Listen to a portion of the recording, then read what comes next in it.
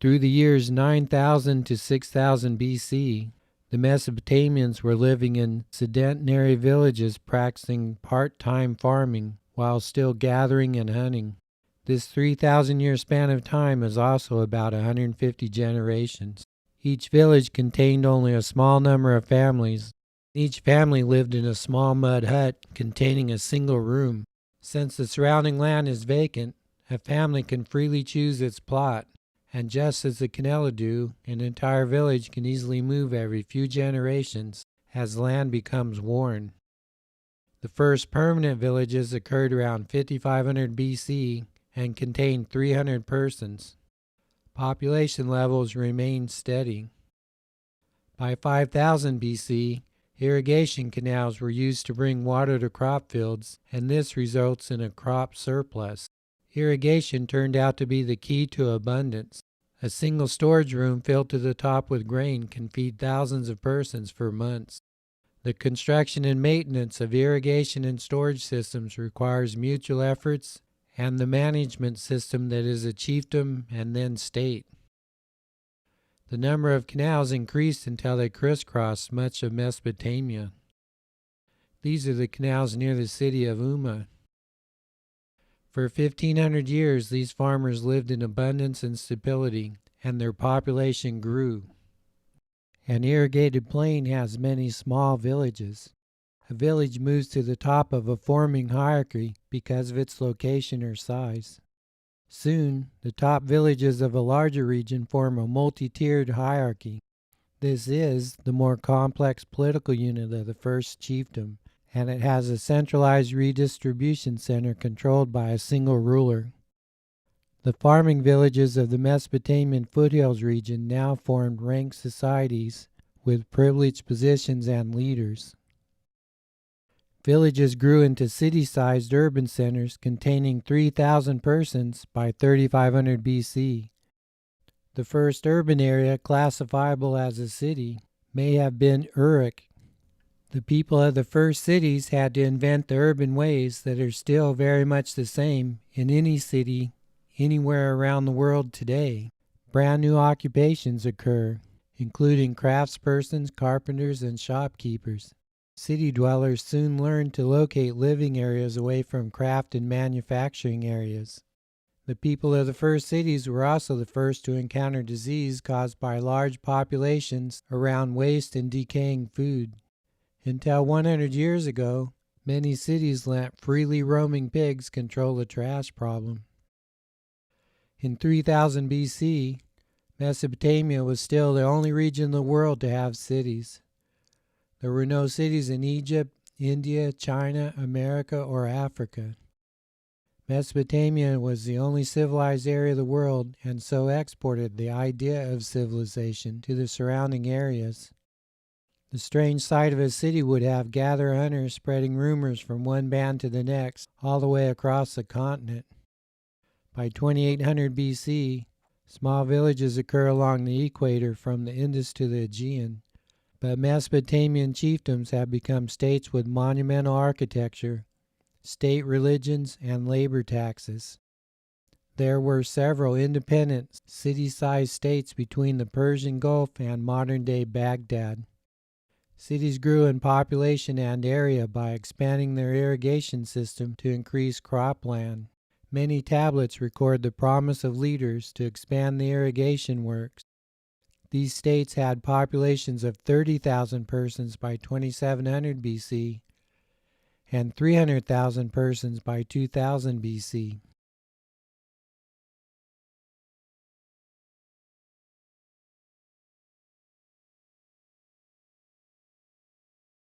Each city is necessarily fed from crops grown in its surrounding area, which typically extends 15 kilometers or 10 miles. As neighboring cities grew outward in size, their surrounding areas began to overlap, producing arguments about bordering farmlands, water, and canals. Cities began arbitrating between the arguments of other pairs of cities in short-lived political unions. Such squabbles were recorded in the tablets for several generations before any intercity argument had brewed into a major fight. The first artistic depiction of warfare occurred around 3200 BC, but it was not a common theme until 2500 BC. While holding a bureaucratic position in an early cooperative around 2300 BC, Sargon of Akkad got the idea that an empire could be created. Sargon was the first of us humans to think of forcibly uniting the cities of a region. Having no empathy for other human beings, Sargon sought benefits for himself by directing the cruel murder of thousands of other persons, by chopping off arms, legs, and heads. Such is the character of every would-be conqueror throughout history. Before Sargon, it had not occurred to a person to conquer neighboring cities to extract payments or attempt to be emperor of the world. Such wars of mass murder had never before occurred in the history of our species, which had been unaware of the destructive power that could be harnessed from thousands of people directed by one psychopath. Such leaders have ordered the salting of farmlands or the diversion of a river to destroy a city and kill its people. Normal human beings don't think this way. Only emperors commit mass murder for personal gain. They are not the heroes of history.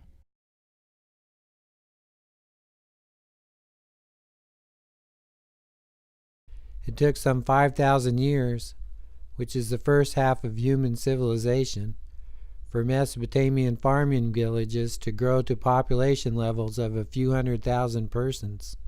These farming villages lived in peace for 5,000 years. No war occurred throughout this time period. War is not in human nature, and it is not a permanent part of civilization. Our first ever emperor somehow convinced his people that it will be glorious to go to another city and kill hundreds and even thousands of persons.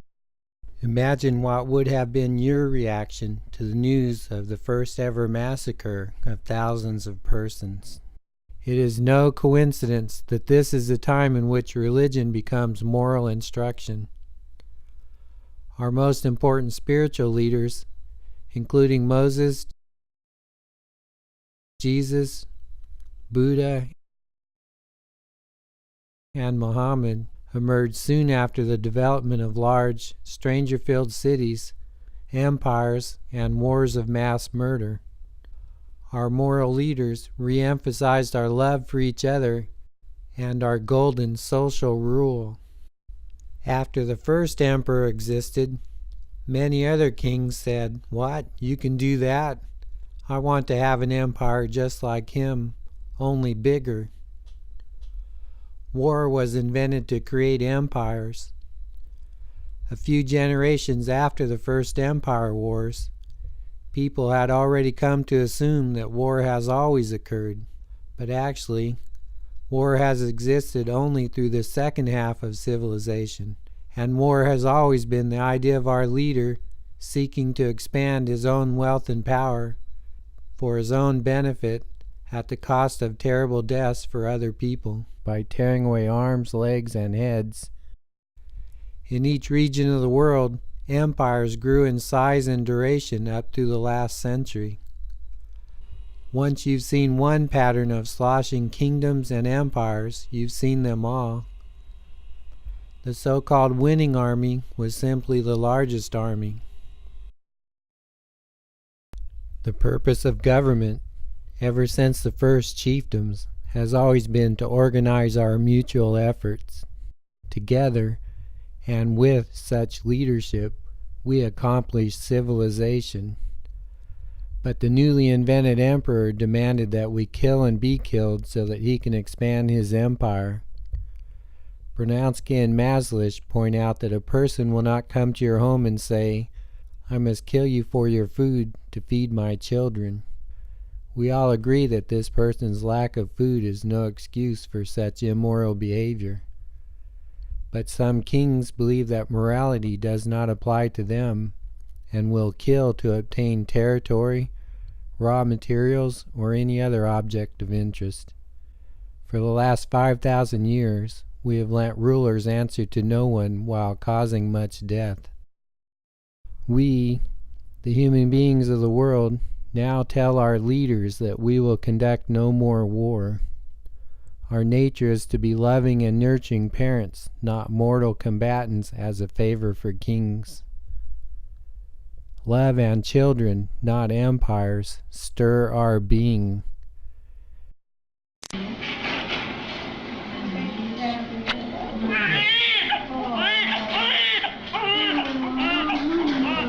Cabeludo.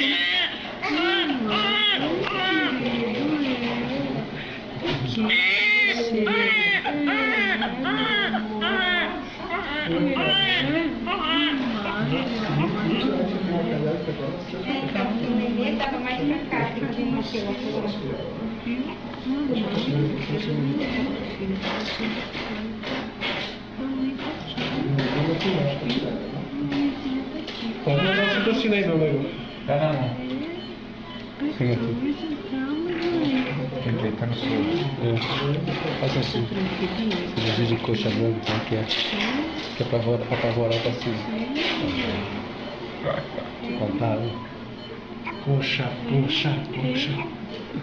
Não, isso aqui é pra assustar o paciente, né? O paciente tá aqui, tá tudo vermelho, ele começa a ficar tudo vermelho. Tá tudo sabe? Isso aqui tá acontecendo. Mostra aqui o documento pra sua mãe. Tem documento. Cadê o saco, rapaz? We, the human beings of the world, don't care about being emperor. That does not stir our emotions, but children do. War is not innate human behavior, but love is. We love our children. They drive our very existence. We will do anything just to see them smile. We devote every effort of our lives to the well-being and nurtured growth of our children. We see that we are not yet fully in control of our political leaders when they continue their 5,000-year-old habit of going to war on a whim as they hope to expand their own wealth and power through the terrible death of other people.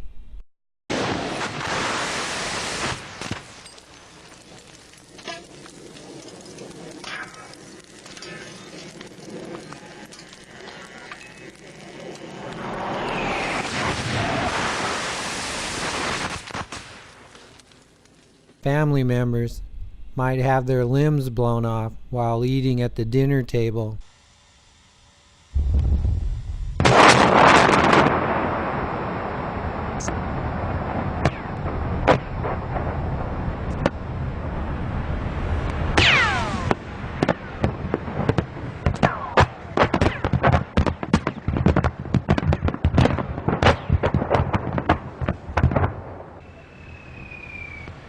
In the last century, war kills more civilians than combatants. For example, in just the first Gulf War, several 100,000 human beings were killed.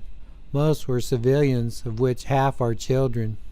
The next time your leader promotes war and mass murder, simply say no, because it means the murder of thousands of children. Some political leaders seek power through war and do not care that it means the death of 100,000 people. Do you know how to end war today? Fill the television with images of people screaming and crying because their arms have been blown off and their child's legs have been severed. Do you know how to keep a war going once it has started? Keep these images off the television. The price of such a terrible lie is a terrible death for innocent people. War and its injustice will occur only for as long as we let our leaders demand it, and only for as long as we go along with them. For too long we've been letting leaders cause murder. We, the human beings of the world, now agree that the nations of the world must immediately capture and imprison any leader who causes an attack on people in his region or in any other region. There's no reason for us to conduct war with that leader's military. This causes large numbers of terrible deaths. We will instead arrest that leader. Our would-be emperors can instead live together in one prison. Of the 7 billion of us today, only a handful are dreaming of world conquest through war. We, the human beings of the world, tell our leaders that we will no longer conduct their wars. We will not let a handful of leaders start war and kill millions of persons this century. We now choose to glorify nurturing and kindness, not war, violence, and profit. Rather than just outlawing guns for the public, let's follow the Dalai Lama's advice and take guns away from every army. In fact, let's remove every army from our planet. Our most selfish leaders will then be less deadly. What purpose do guns and armies serve today? Mostly they prolong injustice. As the first group of 100,000 of us head to live on Mars, will we have to take armies, guns, and bombs with us? For what purpose? To protect us from aliens or from the conquest-minded leaders? Of the $1 trillion spent on tanks, planes, and ships throughout World War II, 10% of this money was the business profits that went to a few hundred persons who owned most of the stock of a few dozen war companies. Despite Eisenhower's warning, U.S. military spending has increased such that it now spends as much as does the rest of the world combined. Through the last 50 years, the U.S. military has conducted actions in 50 of the 200 nations of the world. No other country does this. U.S. politicians constantly state that they should choose the leaders of other nations. This makes people mad at the U.S. While campaigning for president in the year 2000, George W. Bush said that foreign policy is easy. Just stop doing things that make other nations mad at us.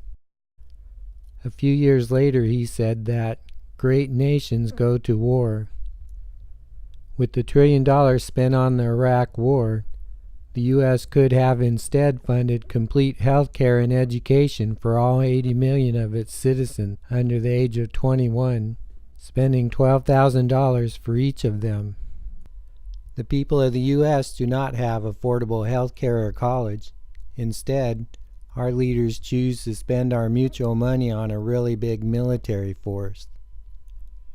In 2015, U.S. military spending was $0.6 trillion, which is the same money that all 50 states spent on K-12 education for 50 million students attending 100,000 public K-12 schools.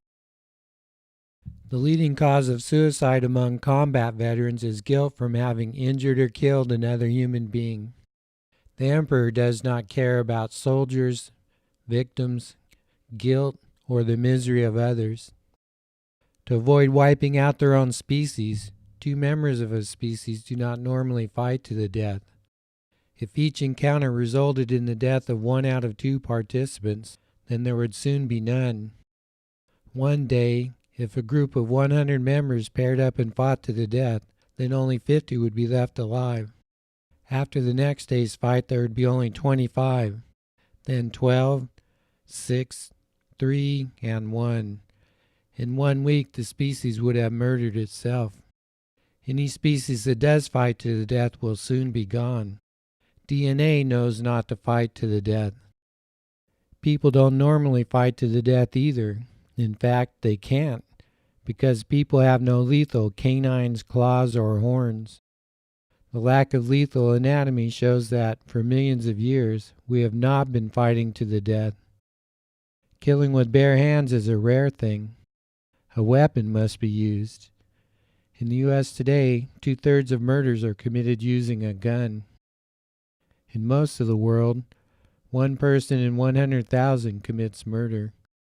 But in our most unjust cities, the number can be 1 in 10,000. If 8 billion persons paired up one day and fought to the death, then 4 billion persons would be left alive. The next day, if those persons paired up and fought to the death, then there would be 2 billion left alive.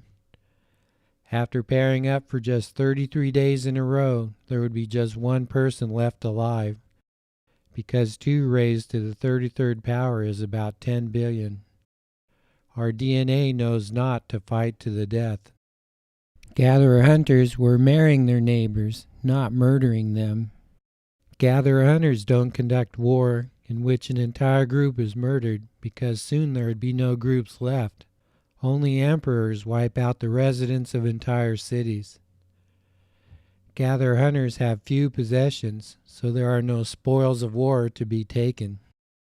The goal of a war party might be just to make scary sounds outside another village all through the night.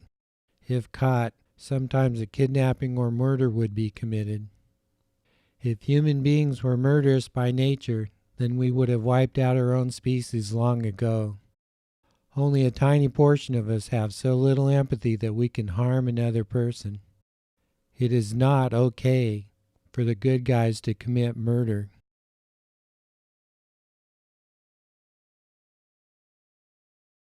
What did Sargon's invention do? Throughout the 2,500 years following Sargon's empire, the amount of irrigated farmland decreased. Wars disrupted society and impeded the repair of the canals. A dark age occurred from 1600 BC to 1300 BC, in which trade nearly disappeared and people once again grew their own food. As local empires and self-seeking leaders constrained some regions of the world, other regions advanced civilization. Soon, 100% of us will be contributing to our mutual progress. In the ancient world, royal women were sometimes used as pawns to cement relations through international marriages. For example, the widow of Tutankhamun asked the Hittite king to send a royal prince to serve as a king of Egypt, but the prince was murdered before he arrived. The Assyrian Empire attempted to squash a rebellion in Israel by forcibly moving the rebels to Assyria and keeping them there for a few generations. This resulted in the lost tribes of Israel. More recently, Stalin used this approach to move Chechens away from their homeland for a few generations. And China used the reverse technique in moving millions of people from China into Tibet to outnumber the original people.